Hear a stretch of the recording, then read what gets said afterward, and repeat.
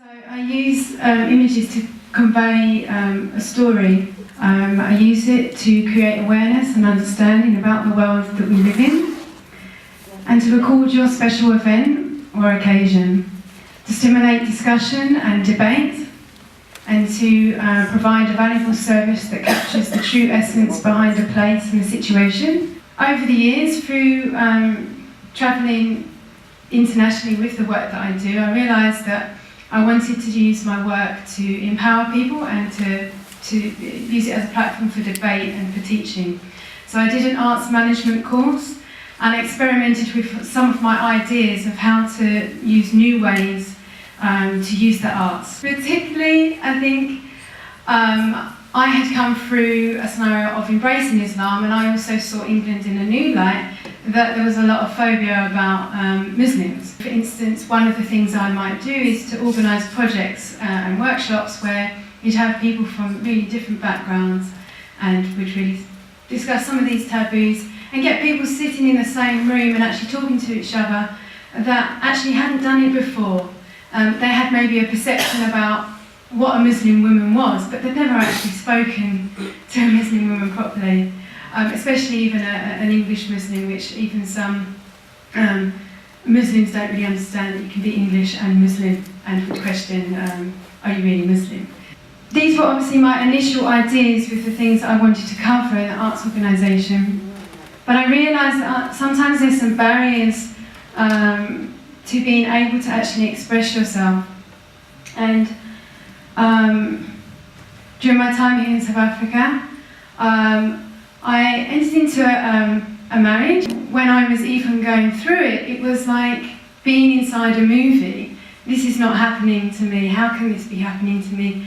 And when I was in it, it was very dark and I didn't know how to get myself out of it. And in that time, my freedom to express myself diminished to such a point where it became difficult for me even to practice as a photographer. And through my journey of finally coming up with the courage to leave my husband and file a protection order against him and regain that strength, I realised that I needed to tap into myself for my own well-being. I've actually trained myself as a fitness instructor. I just qualified on Saturday. Running group fitness classes and learning how to do that has been part of my healing. ICEW is a training and healing service center for women, or would I say them, where it was started initially 21 years ago by Rolling Miller. Now, ICEW is ICEW Training Healing Service Center for people. I've been with ICEW for the past 14 years. ICEW runs 5 different programs. Social services, which I'm part of. And what you get out of the social services program is counseling and conducting workshops. Then we have another program, the second one, which is a court support program, and that's exactly what it says, court support. When a victim of domestic violence needs to apply for a protection order, so ICEW have court workers that would assist them with first-time applications. And then the third program is the sexual reproductive health clinic. This is where the young women or women will be able to get contraceptive, being tested for HIV and AIDS, pre and post counseling, and abortion, which is also a very taboo subject. And the fourth one is Simalela Center, but it's out in Khayelitsha. It's a 24-hour rape care center for victims of rape. Men care program is only 2 years in existence within the ICEW program, because initially when we started with women, we could never understand why they sometimes come for 1, 2 or 3 sessions and then you don't see them again.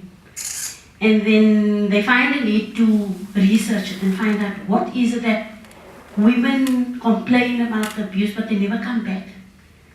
I think they were so afraid to tell us as the counselors to say, I still love my husband. I just want the abuse to stop. That's all. I still want him. then we said, okay, so what is the next step then if women feel that they still need to be with the so-called abuser or perpetrator? Let's look what we can do for the couple as a whole, so that the children can also benefit. So Mosaic and people from Indonesia then decided, okay, they will run this research and look at what the outcome will be and then start this program. So the program was started 2 years ago, and I think it's doing fairly well. Initially I started as a feminist, just wanting to protect female rights and nothing else. But when I look at it with the spiritual eye, I can see how it benefits the community. We're giving young boys positive role models in the community. We're giving a whole man back to his wife, a brother to the community, and to young boys. So yeah, that is what Mosaic does in a nutshell. So I belong to a feminist class called Feminists for Today, and this is where my empowerment started. Out of that, I became to be joined membership with the New Women's Movement. Recently, the New Women's Movement is working from an isolated corner because they didn't due the lack of funds. So out of the New Women's Movement, this is where my world started. Women can do it. I was always thinking it was a man who can build a house and a man who can fix a car and a man who can do this and a man can do that. So, the name itself, the world was very male dominated and women was controlled by men and undermined. This organization is existing 3 years on the ground with lack and challenges, lack of resources and no funding, but self-organization was important for us, women-driven projects. We work from my house, but the movement is not about me. It's about women who never had a voice. The work that we do, we assist abused women with the court process. We do counseling and worship and advocacy. For many women, the court is the first place. We do the admin work by filling the application, and we take the woman to court. We formed partnership recently with a few other women, how we can sustain ourselves and be self-reliant as a woman, because I saw the poverty and I see how women was just waiting for handouts. So we start making now fabric painting and scatter cushions because we do have a market for that. On a Wednesday we have a reading group for young children.